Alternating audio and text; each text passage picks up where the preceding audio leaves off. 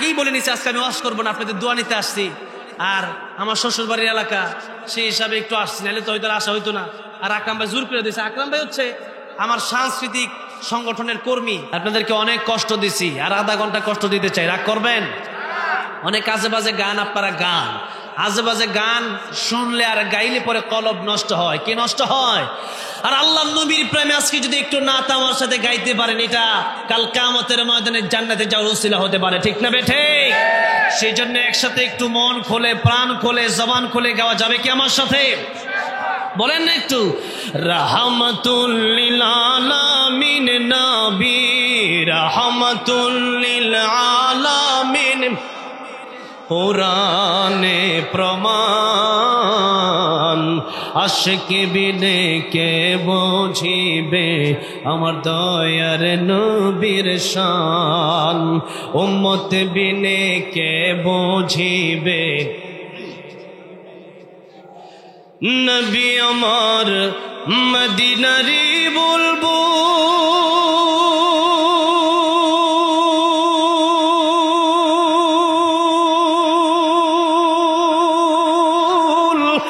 আমার আল্লাহ ভালোবেসে নামটি দিলেন হাবিবে রাসূল। আল্লাহু আকবার। নবী আমার মদিনারি বলবো,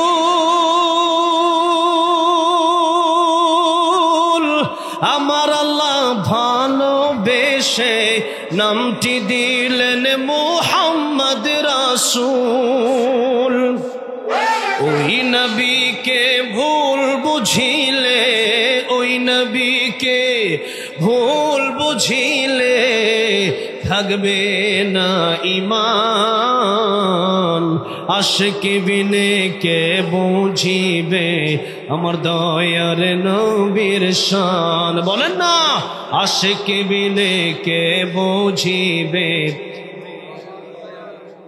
আমার ভাইরা, আমার বাবাজিরা, যেই নবী যে আমাদের জন্য মরণের সময় কাঁদলেন, আরশে আজিমে আল্লাহর সাথে যখন দেখা করতে গেলেন, আমার নবী আমার নবীর উম্মতের জন্য কাঁদলেন।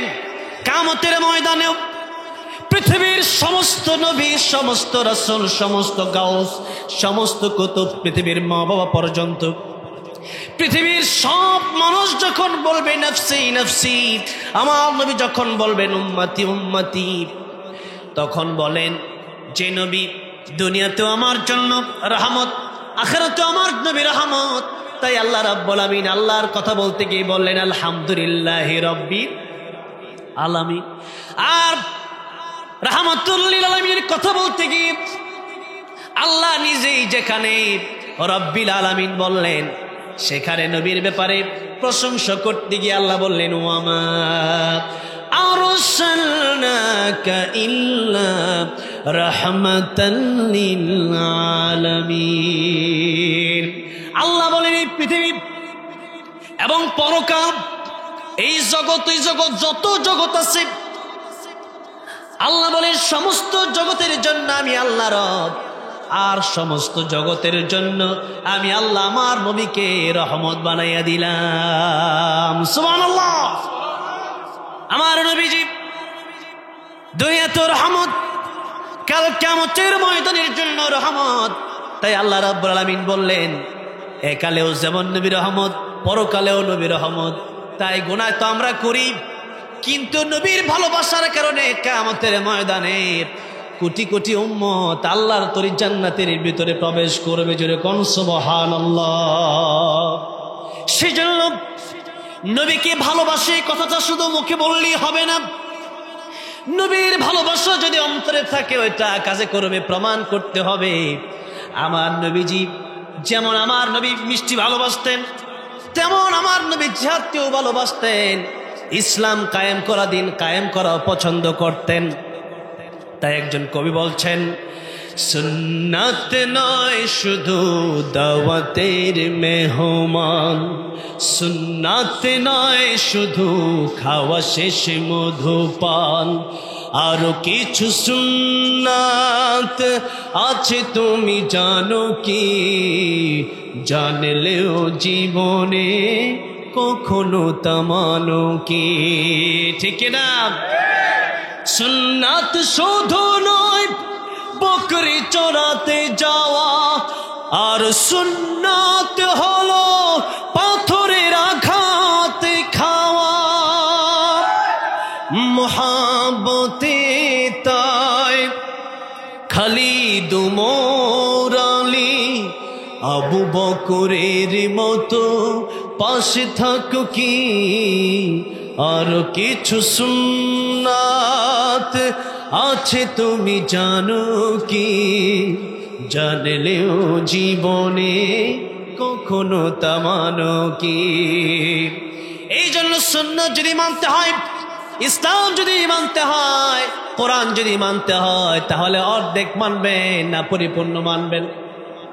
আল্লাহ কোনটা বলছেন? হ্যাঁ, আল্লাহ বললেন ইয়া আইয়ুহাল্লাযীনা আমানু দুখুলু ফিস-সিলমি কাফা ওয়া লা তাত্তাবিউ খুতুওয়াতিশ-শাইতান ইন্নাহু লাকুম আদুউম মুবিন। আল্লাহ বলেন, হে ইমানদারেরা, ইসলাম যদি মানতে হয় তোমরা অর্ধেক মানবা না, ইসলাম যদি মানতে হয় তোমরা পরিপূর্ণ ইসলাম মানো। এখন আমরা যারা আছি আমরা অর্ধেক মানি না পরিপূর্ণ মানি? অর্ধেক মানি। নামাজি 5 ওয়াক্ত বেশি না সাপ্তাহিক নামাজি বেশি? 5 ওয়াক্ত বেশি। সত্য ইমাম সাহেব কি করেন? হায় হায়, সাপ্তাহিক মুসল্লি বেশি, তার চেয়ে বেশি বাৎসরিক মুসল্লি বেশি। মানে মুসল্লি কয় প্রকার? 3 প্রকার, দৈনিক আর সাপ্তাহিক আর বাৎসরিক। ঠিক না? ঠিক বলেন। এখন দৈনিক, তারপরে দেখা যায় ফজরের সময় আরো কম। ঠিক না? ঠিক বলেন। আল্লাহ, তাহলে আল্লাহ বলছেন যদি মানব পরিপূর্ণ মানব, অর্ধেক মুসলিম হতে আল্লাহ নিষেধ করলেন।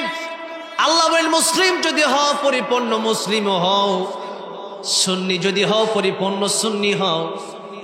তার মানে আপনারা বলেন তাহলে আমরা ওয়াহাবিরা কি দোষ করলাম? এটা বলতেছি না। যারা সুন্নত মানে এদেরকে সুন্নি বলা হয়। এদের কি বলা হয়? সুন্নি বলা হয়। তা আমরা সবাই সুন্নি, আমরা সবাই কি? তারা সুন্নি আর আমরা ওয়াহাবি নাকি? এটা তারা বানাইছে, আমরা তো বানাইনি। আমরা বানাইছি? তাহলে আমরা সবাই সুন্নি, আমরা সবাই কি? কারণ আমরা সবাই সুন্নত মানি। ঠিক না? ঠিক। আবার আমরা সবাই ওয়াহাবি। কেন সবাই ওয়াহাবি?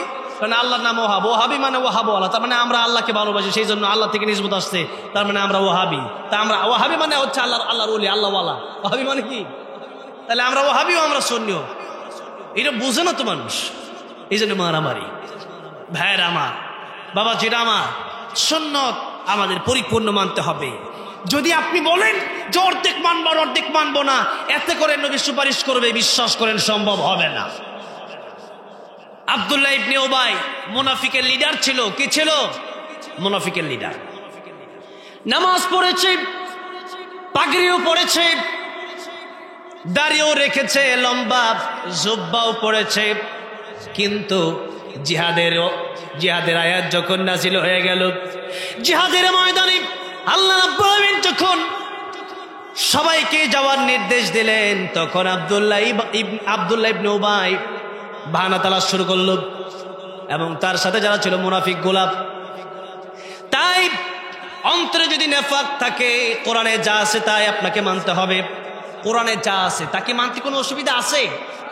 কোরআনে যা আছে তাই আমরা মানবো, কোরআনে যা নাই তা আমরা মানবো। আজকে আমরা এই সম্পর্কে অল্প সময় কথা বলবো, ইনশাআল্লাহ সূরা আসর থেকে কথা বলবো। তার আগে অনেক কথাই বলা দরকার, সেই জন্য বলে নিচ্ছি। আমাদের এখন নামাজ আমরা পড়ি, আমরা কোরআন বিশ্বাস করি, আমরা রাসূল সাল্লাল্লাহু আলাইহি সাল্লামের সুন্নতকে আমরা ভালোবাসি। তবে কথা হচ্ছে যে আমরা যদি প্রতিবাদী না হই, ঈমান দীপ্ত আওয়াজ যদি আমাদের জবান দিয়ে বের না হয়, আমরা যদি আমাদের সামনে দিয়ে যদি দেশ নিয়ে যায়, আমাদের সামনে থেকে যদি মুসলমানদেরকে গুলি করা হয়, তখন যেন আমরা বসে না থাকি। সেই জন্যই এত লম্বা সময় ধরে ঈমান দীপ্ত আলোচনা, এত লম্বা সময় ধরে জিহাদমুখী আলোচনা, এত লম্বা সময় ধরে দ্বীন কায়েমের আলোচনা আপনাদের সামনে করছি। আমার আলোচনার মাঝখানে একটা সিনেমা আমার কাছে আসছে, যদিও আমি এটা এমনিও হয়তো বলতাম। আপনাদের এলাকার নাম কি? হ্যাঁ, আচ্ছা, দেওয়ানবাগ, ঠিক না ভাই? ঠিক, আলহামদুলিল্লাহ। আমি যতটুকু জানি দেওয়ানবাগির পক্ষে মনে হয় এলাকার কোনো লোক নাই, দুই একটা থাকলে ভিন্ন কথা। এখানে দিছে দেওয়ানবাগি ভণ্ডর বিরুদ্ধে কিছু বুইলা জানো, তো এইটাই তো দেওয়ানবাগ। দেওয়ানবাগ এটা না, এই যে দেওয়ানবাগ। তো এখন তো দেওয়ানবাগ নাই, যখন এই দেওয়ানবাগি ছিল তখনও তার বিরুদ্ধে আমি বলছি। যারা আল্লাহ বাদ দিয়া, যাদের নিজের কদমে মানুষকে যারা সেজদা করায়, এরা পীর না ভণ্ড? শুধু ভণ্ড নয়, আল্লাহ পৃথিবীতে যত নবী রাসূল পাঠিয়েছেন তাদেরকে বলেছেন, আল্লাহ বলেছেন আমি যত রাসূল পাঠিয়েছি তাদেরকে বলেছি ওয়ালাকাদ বাসনা ফি কুল্লি উম্মাতির রাসূলান আন ইউবুদুল্লাহ ওয়াজতানিবুত তাগুত। আল্লাহ বলেছেন ও পৃথিবীর নবীরা রাসূলরা, আপনারা দুটি জিনিসের দাওয়াত দিবেন, একটা হচ্ছে এক আল্লাহর ইবাদত করতে হবে, আরেকটা হচ্ছে তাগুত বর্জন করতে হবে। আল্লাহ ছাড়া যার পায়ে সিজদা করা হয়, যাদের কদমে মানুষ মাথাকে ঝুঁকে দেন, এই সবগুলোই হচ্ছে তাগুত। এই সবগুলো কি তাগুত? দেওয়ানবাগে ছিল একটা বড় তাগুত, এবং আমার মনে হয় শয়তানও তাদেরকে ভয় পাইত। এই দেওয়ানবাগে, এই বাংলাদেশে লক্ষ লক্ষ মানুষকে এই দেওয়ানবাগি, বন্ড দেওয়ানবাগি তার কদমে সিজদা করাইছে, ঠিক না ভাই? ঠিক বলে। আল্লাহ বললেন পৃথিবীতে যত বড় গুনাহ আছে সবচেয়ে বড় গুনার নাম হলো শিরকের গুনাহ। সবচেয়ে বড় গুনার নাম কি? শিরকের গুনাহ। তাই লুকমান হাকিমের নামে আল্লাহ যখন সূরা নাজিল করলেন, লুকমান, সূরা লুকমান 21 নম্বর পারা 11 নম্বর পৃষ্ঠায় আছে, আল্লাহ পাক বলছেন লুকমান হাকিম তার সন্তানকে বলছেন, ওয়াইদ ক্বালা লুকমানু লিবনিহি ওয়া হুয়া ইয়াইদুহু ইয়া বুনাইয়া লা তুশরিক বিল্লাহ ইন্নাশ শিরকা লাযুলমুন আযীম। ও সন্তান, তোমাকে আমি অনেক নসিহত করছি, তার মধ্যে প্রথম নসিহত হচ্ছে তুমি শিরিক করবা না, কারণ পৃথিবীতে যত গুনাহ আছে সবচেয়ে বড় গুনাহ নাম হচ্ছে শিরকের গুনাহ। কিসের গুনাহ বলেন? শিরকের গুনাহ। মানুষ দেখেন, একজন মানুষ, একটা উদাহরণ আমি আপনাদের সামনে দিচ্ছি, জন্মগত পিতাকে বাদ দিয়া অন্য মানুষকে যদি বাপের সামনে শুধু বাপ ডাকে, আর বাপকে যদি বাপ না ডাকে, তাহলে বাপ কি খুশি হবে, নারাজ হবে? কেন? যে আমি জন্ম দিয়েছি। স্ত্রী আর স্বামী, স্বামী যদি, স্ত্রী যদি রাগ করে, তখন স্বামী দেখা গেছে জিজ্ঞাসা করে কেন রাগ করছো। এখন স্ত্রী যদি আমার শাড়ি লাগবে, আমার একটা স্বর্ণের চেইন লাগবে, স্বামী তার যদি টাকা পয়সা থাকে সে দিতে পারে, কিন্তু দেখা গেছে স্ত্রী যদি বলে যে অমুক এলাকার একটা ছেলেকে আমার খুব ভালো লাগে, তার সাথে একটু ঘুরতে চাই, বলেন স্বামী কি খুশি হবে? ঠিক তেমনি ভাবে আল্লাহর সাথে যদি পৃথিবীর কোনো মানুষ কাউকে শরীক করে, আল্লাহ রাব্বুল আলামিন আরশে আযীম কাঁপা শুরু হয়ে যায়। আল্লাহ রাব্বুল আলামিন এমন কষ্ট পান, পৃথিবীতে এত কষ্ট কোনো কাজেই আল্লাহ পান না। তাই আল্লাহ রাব্বুল আলামিন বললেন শিরিক যারা করবে, আল্লাহ বাদ দিয়ে অন্য কোনো পীরের পায়ে, কোনো কবরে, কোনো মাজারে যারা সিজদা করবে, আল্লাহ বলছেন কিয়ামতের ময়দানে, আল্লাহ বলছেন জান্নাত তাদের জন্য আমি আল্লাহ রাব্বুল আলামিন হারাম করে দেব, ওয়া মাওয়াহুন নার, এবং জাহান্নাম তাদের জন্য আমি আল্লাহ ওয়াজিব করে দেব। জান্নাত হারাম হয়ে যাবে, জাহান্নাম ওয়াজিব হয়ে যাবে। কিসের কারণে? শিরকের কারণে। আল্লাহ রাব্বুল আলামিন আরেক আয়াতের ভিতরে বলছেন, ইন্নাল্লাহা লা ইয়াগফিরু আন ইউশরাকা বিহি ওয়া ইয়াগফিরু মা দুনা যালিকা লিমান ইয়াশা ومن يشرك بالله فقد افترى إثما عظيما।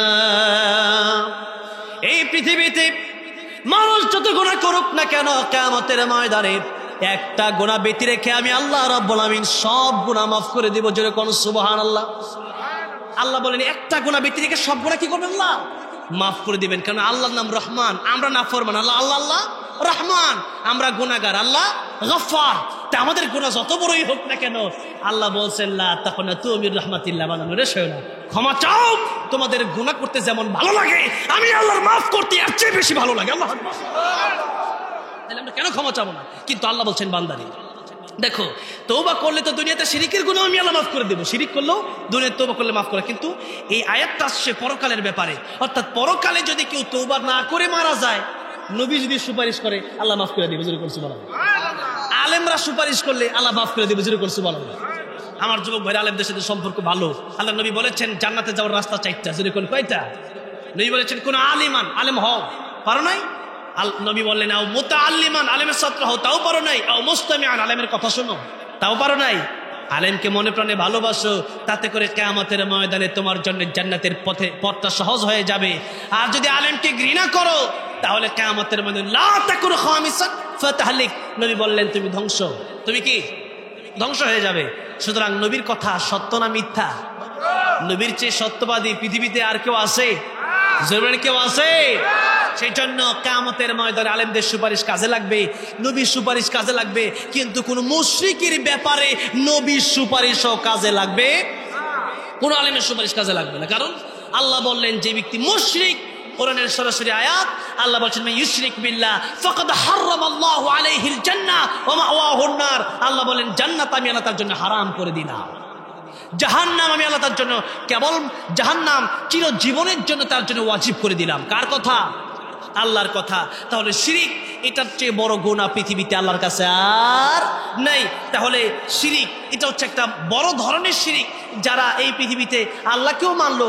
আমাকে ইন্ডিয়াতে আপনারা অনেকে জানেন, আমি যখন প্রায় 2 বছর আগে ইন্ডিয়াতে আলোচনা করতে গেলাম, প্রায় 7-8 বার গেলাম, শেষবার আমি যখন চলে আসবো তখন আমাকে গ্রেফতার করলো আসার আগেই। তো গ্রেফতার করার পর জিজ্ঞাসা করলো গতকাল যে মাহফিল করলেন, এই মাহফিলে আপনি আল্লাহর কথাই তো বলছেন? আমি বলছি আল্লাহর কথা বলছি। তাহলে আমরাও তো আল্লাহরে মানি। দেখেন হিন্দুরা কিন্তু আল্লাহরে মানে, আপনারা কি জানেন কি জানেন না আমি জানি না, হিন্দুরা কিন্তু আল্লাহরে মানে। ওরা বলে যে উপরওয়ালা, আমরা আল্লাহ বলি, তারা কি বলে? উপরওয়ালা। তারা জানে যে আল্লাহ আছে, কিন্তু তারা জানে আল্লাহর সাথে আরো কয়েক কোটি খুদা আছে। এখন দেখেন তাদের বিশ্বাস হলো এটা। এখন আপনি যদি চিন্তা করেন আল্লাহ যা পারে আমার বাবাও মনে হয় তাই পারে, আল্লাহ যা পারে আমার পিসাব তাই পারে, আল্লাহ যা পারে হুজুর মনে হয় তাই পারে, এই কথা যদি আপনি বিশ্বাস করেন ইমান থাকবে? জোরে বলে ইমান থাকবে? তাইলে হিন্দুর মধ্যে আর আপনার মধ্যে পার্থক্যটা কোথায়? তাহলে খ্রিস্টানের মধ্যে আর আপনার মধ্যে পার্থক্য কোথায়? বৌদ্ধ আর আপনার মধ্যে পার্থক্য কোথায়?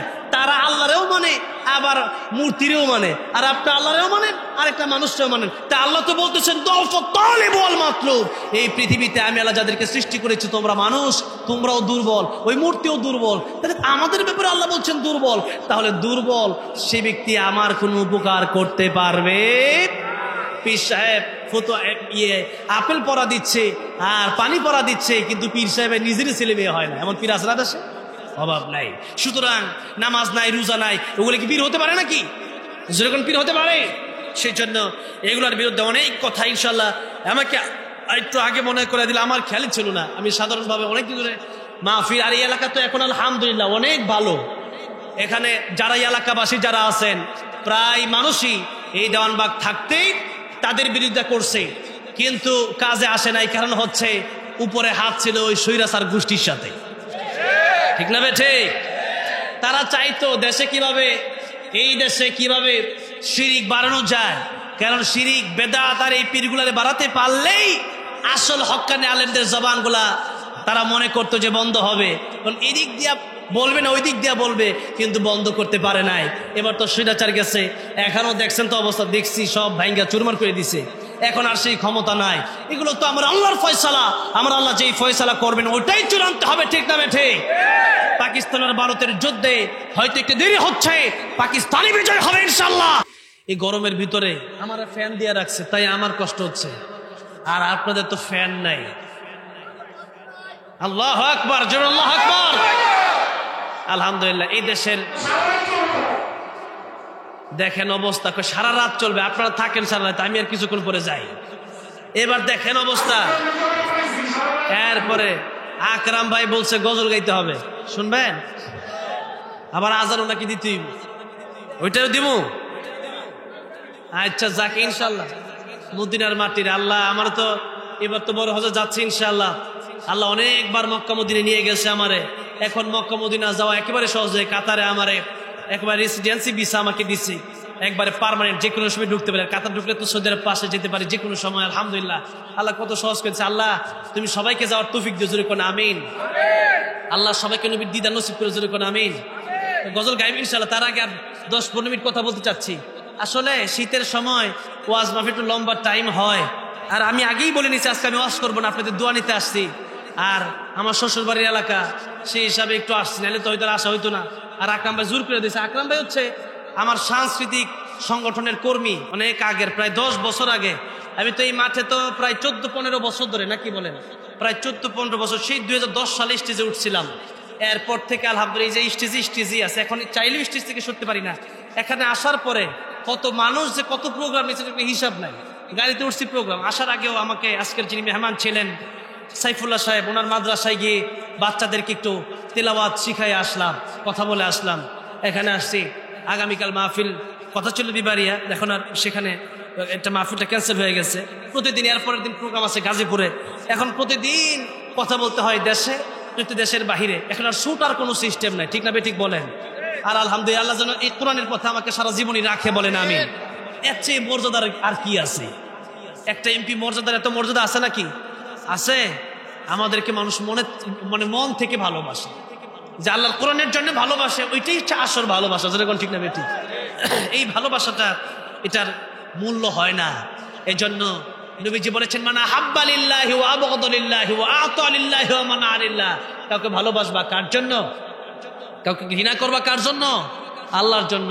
কাউকে কিছু দিবা, মসজিদে মাদ্রাসা দান করবা কার জন্য? আল্লাহর জন্য। আবার কখনো দান করবা না গান বাজনার আয়োজনে দান করবা না, খারাপ কোনো মাজারে দান করবা না, ওইটাও কার জন্য? আল্লাহর জন্য। তাহলে কি ফাকাদ ইসতাকমালাল ঈমান, তাহলে ঈমান পরিপূর্ণ, এটা বোঝা যাবে। তাহলে আসুন আরেকটু অল্প সময় সূরাতুল আসর নিয়ে কথা বলতাম, কিন্তু এর মাঝখানে এই স্লিপ এটা ওটা নিয়ে অনেক কথা বলতে হলো।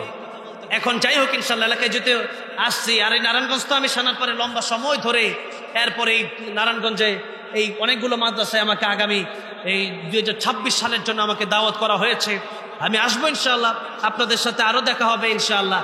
আজকে শেষ না, তবে সূরাতুল আসরের তাফসীর মনে হয় আর করতে পারবো না আজকে।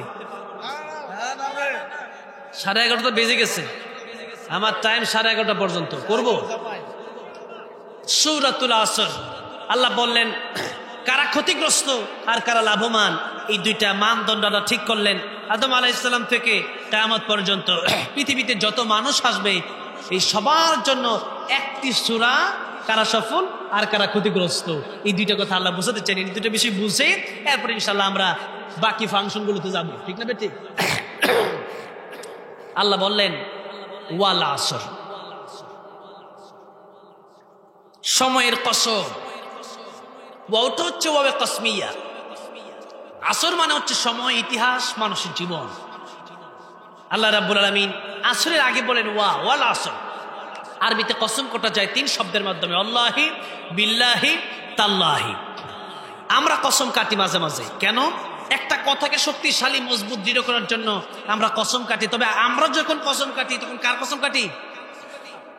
আল্লাহর নামের কসম ছাড়া আর কোন কসম কাটা জায়েজ না, হারাম। জন্য মাঝে মাঝে আমরা বলি বাড়ির কসম, গাড়ির কসম সম্পূর্ণ হারাম। কেন? আমরা যখন কসম কাটি তখন শ্রেষ্ঠত্বের উপর কসম কাটি, সবচেয়ে বেশি মহান যিনি তার কসম কাটি, সবচেয়ে বেশি বড় যিনি তার কসম কাটি। এখন সবচেয়ে বড় কে?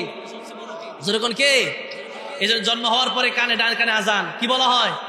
আল্লাহু আকবার। আর একামত দেওয়ার সময় কি বলা হয়? আল্লাহু আকবার। আবার যখন নামাজে দাঁড়ায়া যায়, কি বলে দাঁড়ায়? আল্লাহু আকবার। আবার জীবনের শেষ সময় যখন জানাজাটা শুরু হয়ে যায়, তখন কোন শব্দ বলা হয়?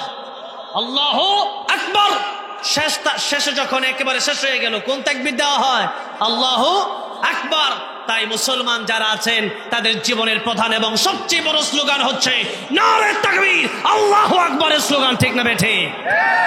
এই স্লোগান যারা সহ্য করতে পারে না, প্রত্যেকটা মুনাফিকের বাচ্চা, একটারও ঈমান না। এই জন্য আমি কোন দলকে কোন জায়গায় আছেন জানি না, তবে আল্লাহর নামে স্লোগান যারা বরদাস্ত করতে পারে না, তাদের সাথে আমাদের কোনো সম্পর্ক নাই। যাদের সাথে আল্লাহর সম্পর্ক আছে তাদের সাথে আমাদের সম্পর্ক থাকবে। আল্লাহ বলেছেন যারা আমার সাথে যারা সম্পর্ক রাখে তাদের সাথে তোমরা সম্পর্ক রাখো। আল্লাহ বলেন সম্পর্ক রাখবা 3 জনের সাথে। জোরে বলেন কয়জনের সাথে? 3 জন। আল্লাহ বলছেন ইন্নামা ওয়ালিয়ুকুমুল্লাহ, সূরা মায়েদা, ইন্নামা ওয়ালিয়ুকুমুল্লাহু ওয়া রাসূলুহু। প্রথম সম্পর্ক হবে আমাদের আল্লাহর সাথে। কার সাথে? এরপর আল্লাহ বলেন ওয়া রাসূলুহু, আমার রাসূলের সাথে পরবর্তী সম্পর্ক তোমাদের হবে। এরপরে আল্লাহ বললেন এরপরে সম্পর্ক হবে আল্লাযীনা ইয়াকিমুনাস সালাহ ওয়া ইউতুনাজ যাকাত, যারা নামাজ কায়েম করে, নিজেরা নামাজ পড়ে অপরকে দাওয়াত দেয়, যারা যাকাত আদায় করে, যারা রুকুকারীদের সাথে রুকু করে, এদের সাথে হবে তোমাদের সম্পর্ক। যারা নামাজ কায়েম করে, যারা সিজদা দেয়, তারা কার লোক? তারা কার লোক? তারা কার বন্ধু? আল্লাহর বন্ধু। তাহলে আমাদের সম্পর্ক হবে আল্লাহর বন্ধুর সাথে। তাহলে কিয়ামতের ময়দানে আল্লাহ রাব্বুল আমিনের বন্ধু যেহেতু সে আর তার বন্ধু আমি, তাহলে বন্ধুর বন্ধু বন্ধু হয়। আমার বন্ধুর বন্ধু আমার কি হবে? বন্ধুই হবে। সেই জন্য আল্লাহ রাব্বুল আমিনের সাথে সম্পর্ক যাদের, তাদের সাথে আমাদের সম্পর্ক থাকবে, বলি ইনশাআল্লাহ। এবার আসেন, সবচেয়ে বড় আল্লাহ, সবচেয়ে মহান আল্লাহ, সবচেয়ে শ্রেষ্ঠ আল্লাহ। তাই আমাদের জীবনের সবচেয়ে বড় স্লোগান হচ্ছে আল্লাহু আকবার। তাহলে আমরা আল্লাহর নামের কসম কাটি। এখন আল্লাহ যখন কসম কাটবেন, তখন কার কসম কাটবেন? আল্লাহ যখন কসম কাটেন, আল্লাহ রাব্বুল আমিন তখন মানুষের সাথে সম্পৃক্ত মহামূল্যবান সময়ের কসম কাটেন। মহামূল্যবান মানুষের সাথে যেই বস্তুর সম্পর্ক আছে, সেই বস্তুগুলার কসম আল্লাহ রাব্বুল আমিন কেটে থাকেন। আর এখানে তাই আল্লাহ রাব্বুল আমিন এমন সময়ের কসম কাটলেন যে সময় মানুষের সাথে সম্পৃক্ত আছে। তাই আল্লাহ রাব্বুল আমিন এভাবে শুরু করলেন, ওয়াল আসরি ইন্নাল ইনসানা লাফি খুসর। আল্লাহ বলেন ওয়াল আসর, সময়ের কসম। তার মানে সময়কে আল্লাহ রাব্বুল আলামিন নিজেই দাম দিলেন। সময়ের মূল্য আল্লাহ বুঝতে চাচ্ছেন যে সময় বড় মূল্যবান। সময় তোমাদের কাছ থেকে চলে যাচ্ছে, প্রতিনিয়ত চলে যাচ্ছে, কিন্তু তোমরা সময়ের মূল্য দিচ্ছ না। আমাদের সময় কিভাবে যাচ্ছে? গান শুনতে শুনতে সব সময় চলে যাচ্ছে, আড্ডা দিতে দিতে সময় চলে যাচ্ছে, আর আশ্চর্য মলম বিক্রি দেখে দেখে আমাদের সময় চলে যাচ্ছে। ঠিক না বেটে? এই হচ্ছে আমাদের সময়ের অবস্থা। তার মানে সময়ের মূল্য আমরা দিচ্ছি না। কিন্তু সময় যার জন্য যতটুকু নির্ধারণ করা আছে, সেই সময় যখন শেষ হয়ে যাবে, 1 সেকেন্ড তার সময় পাওয়া যাবে না।